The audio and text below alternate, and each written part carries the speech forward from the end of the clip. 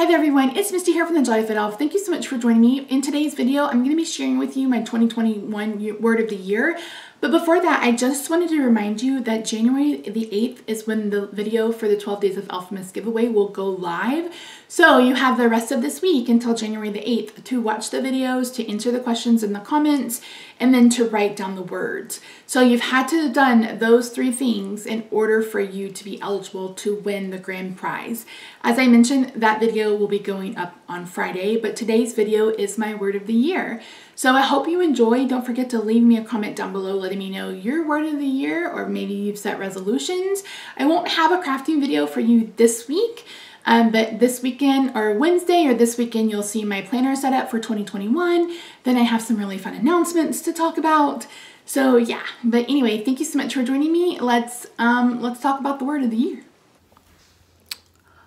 Oh, hi friends.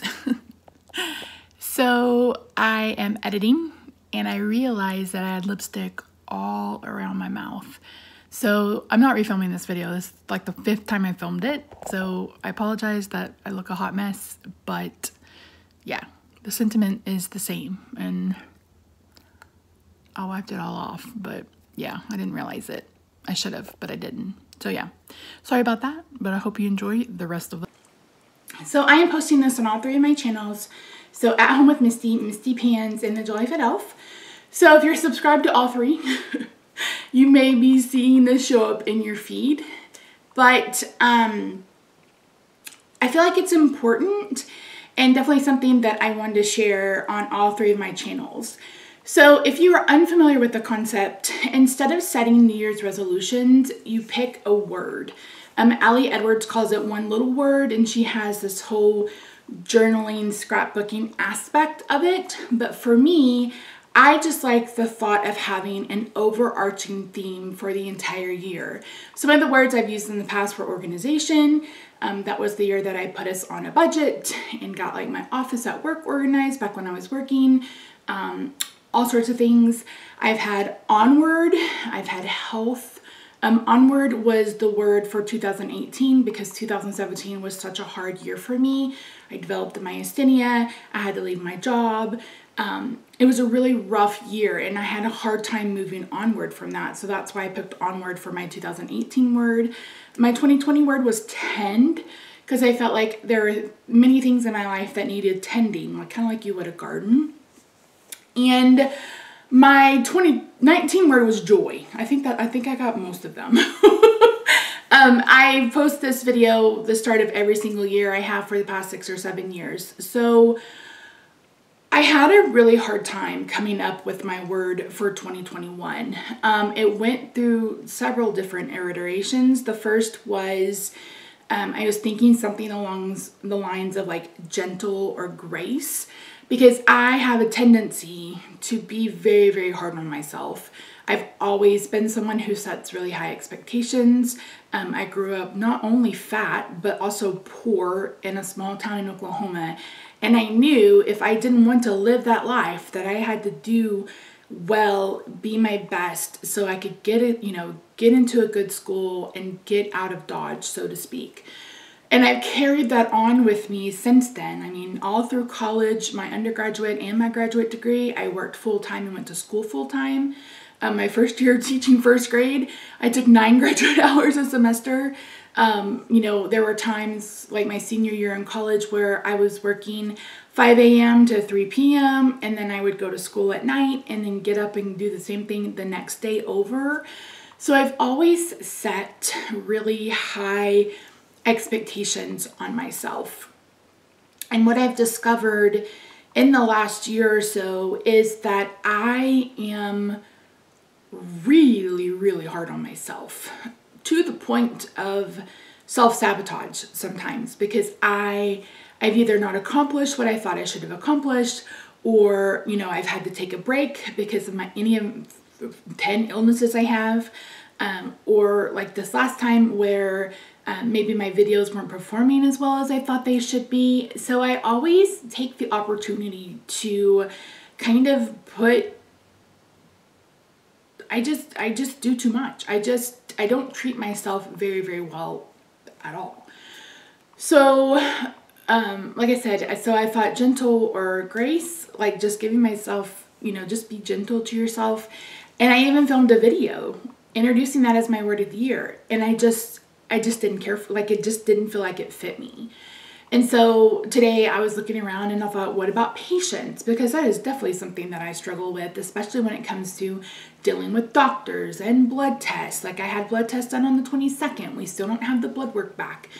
And then I have, you know, I don't have any patience with myself sometimes because it's like I haven't filmed and I should be filming. So, but that also didn't feel like it fit. And then another one was I found a quote by Gandhi that was, what did it say? Strength does not come from physical capacity. It comes from an indomitable will. So I thought, oh, indomitable could be my word, because I feel like if nothing else I've learned over the past, I don't know, 3 or 4 months is that my willpower is very, very strong. I did a 15-day fast. I basically went 15 days without eating, you know, and I did a 7-day fast before that. So I felt like you know, my will is very, very strong, but that still didn't really feel like it fit where I am right now in my life and my journey as a soon-to-be 43-year-old woman. So what I've decided on for my word for 2021 is self-care. And it encompasses so many different things. And I found a few quotes that I really, really love. Like this one is by Jack Kornfield. If your compassion does not include yourself, it's incomplete. Be patient with yourself. Self-growth is tender. It's holy ground. There's no greater investment. That's by Stephen Covey.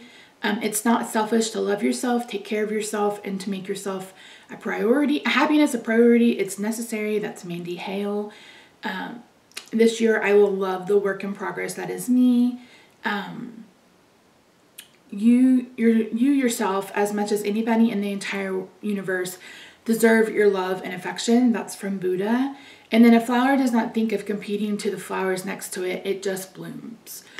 So I really feel like this word is definitely something that can be an all-encompassing word for my year of 2021. And so how that will look like is makeup. So I mentioned in 2020 that I wanted to wear makeup more often. And unfortunately, everybody knows the dumpster fire that was 2020. And I just never really got in the mental headspace to do that on a regular occasion. You know, losing my dad in November, not feel like, I mean, we didn't even celebrate Christmas. So it's, and then being a prisoner, you know, in my own house because I am immune compromised and can't really go anywhere. So 2020 was such a hard year. And I feel like the hard year made me even more harder on myself. And so that's a habit that I really need to break. So I'm committing to doing my best to wear makeup 2 to 3 times a week. If it starts to feel like a job, it's definitely something that I'm going to take out of the equation because that's the exact opposite of what I want to happen.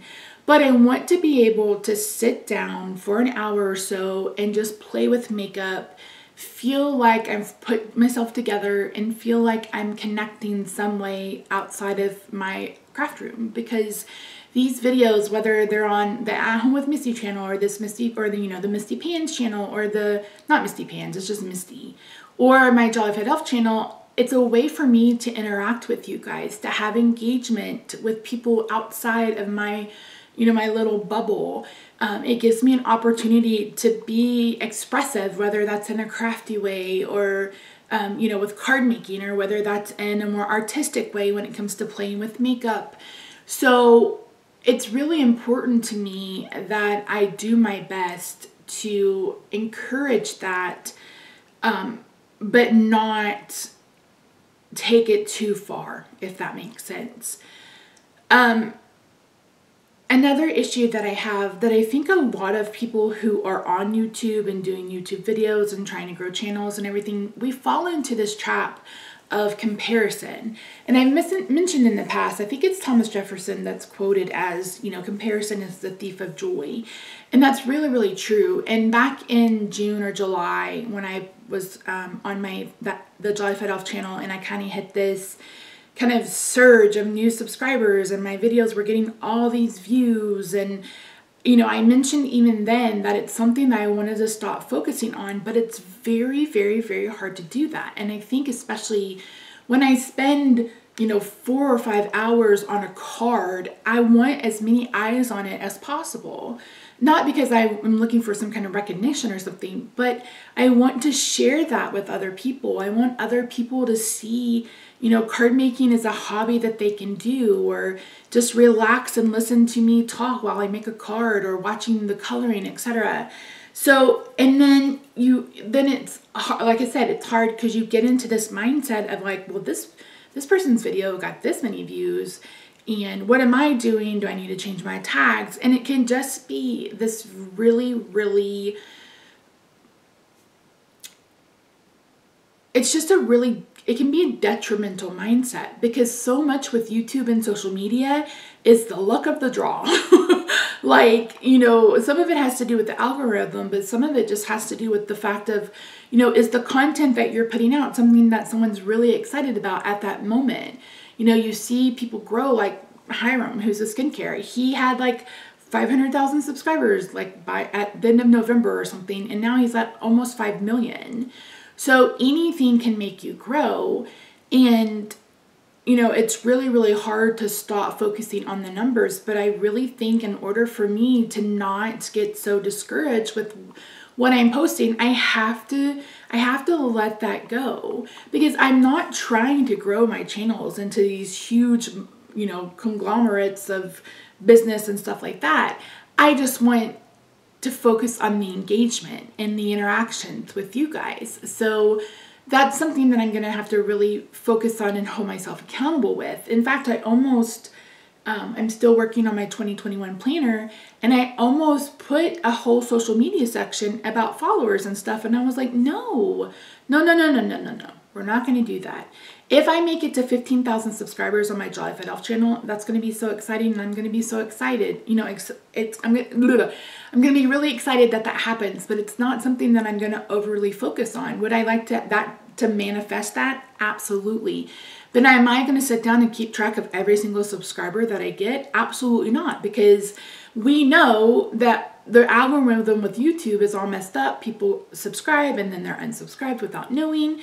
So there's so many things that go into the back end of a YouTube channel that's just more than dealing with the numbers. And so I'm going to do my best to kind of get out of that mindset and stop looking at views, answer my questions, engage with you guys.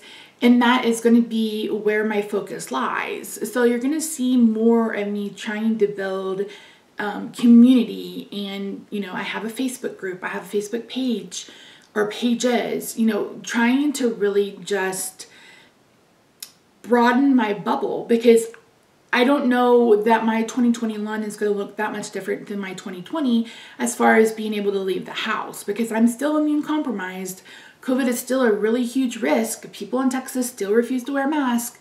So I may end up staying home as I did in 2020. And I want to be able, I mean, that's going to be definitely a part of caring for myself, is making sure that I'm engaging with other people. This is going to be long and windy, isn't it? Oh my word.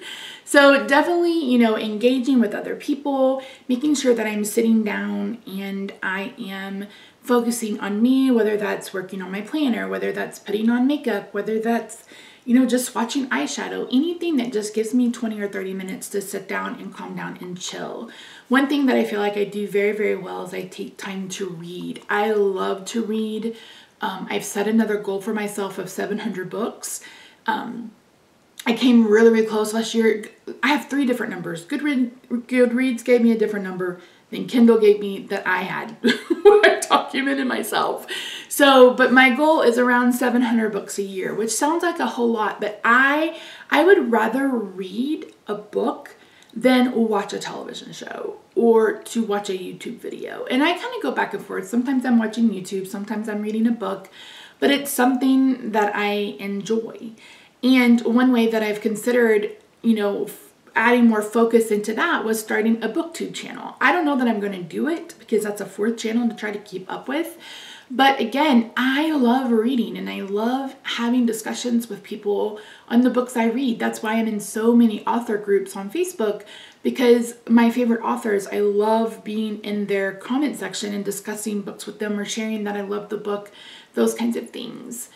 So that is another way that I am going to be making sure that I am taking care of myself.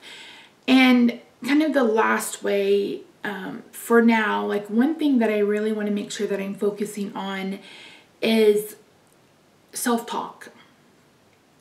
And I think a lot of us end up with this CD that's been written with words by other people telling you you're not good enough, you're not smart enough, you're not pretty enough, you weigh too much, you don't wear nice clothes, you're too poor, you're too rich.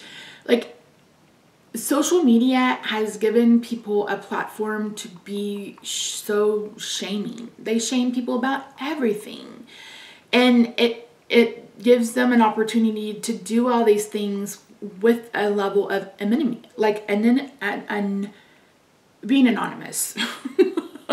So it's really going to be important for me to make sure that I am recognizing my strengths, that I recognize the work that I put into something. If I put 4 hours into a card, yay, I put 4 hours into a card. I love it. I'm going to price it what I think it needs to be priced. If it sells, it sells. If it doesn't, it doesn't.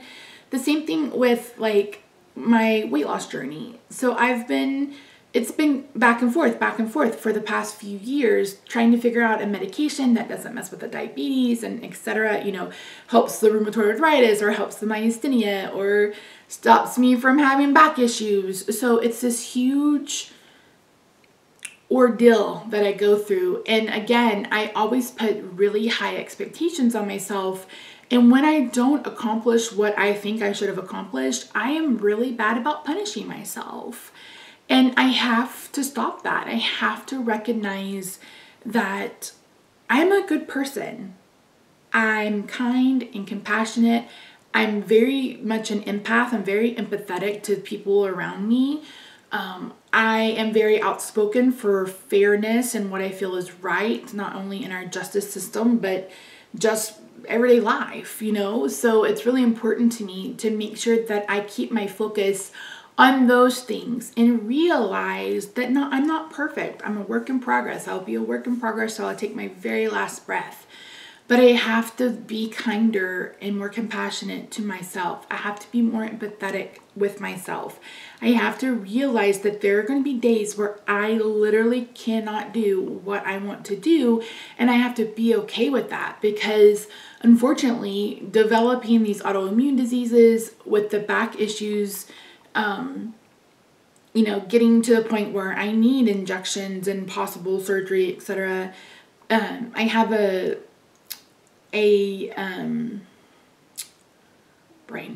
spinal condition, a couple of spinal conditions. Both are hereditary. One is called stenosis, which a lot of people have. It means your spinal cord is narrowed. And then I also have what's called OPLL, and it's the ossification of the posterior longitudinal ligaments. So basically the ligaments that run in my spinal canal, north and south, are calcifying. They're basically turning to bone-like structures in my already crowded spinal canal, and it's causing a lot of nerve pain, a lot of nerve issues, and it's terrifying. And basically when I get close to being paralyzed is when we'll have surgery, etc., etc., etc. So there's a lot of stuff at play with my health that is not caused by me, that is not, nothing I can do. I'm doing everything that I can do right now to take care of it. And I have to recognize that, and I have to stop sabotaging myself or being unfair and unkind to myself when I don't do what I think I should have done. So hopefully this video has made any kind of sense. But yeah, so I feel like self-care is going to be the best word for me going forward. I'm really interested to know in what words what word you picked for 2021. If that's something that you've done, make sure you leave that down in the comment below if you're willing to share. I would really love to read. If it's something that you've never heard of or something that you never considered, now's a great time. We're still at the beginning of a brand new year. And you can pick a word of the year any year, or you can get to the middle of June or July and be like, I think I need a different word. Or you can pick 5 words or you can pick a phrase. You can do anything that you want to do. The goal is to recognize something in yourself that you want to focus on, either to make it better or to nourish it and help it grow. It's really up to you. So thank you so much for joining me. Like I said, this is going up on all 3 channels. I really hope that you come away with a better understanding of me and a better understanding of the concept. And I will try to share the ways that I am focusing on self-care each month. There's a self-care planner that a friend of mine picked up. I'm going to look into that to see if it's something that I think will work for me. But yeah, so if you guys hear me talking down to myself or beating myself up, make sure you let me know in the comments, because it's definitely something that I want to make sure that I stop for 2021. So that's it. Thank you so much for joining me. I love you so much, and I'll see you in my next video. Bye for now.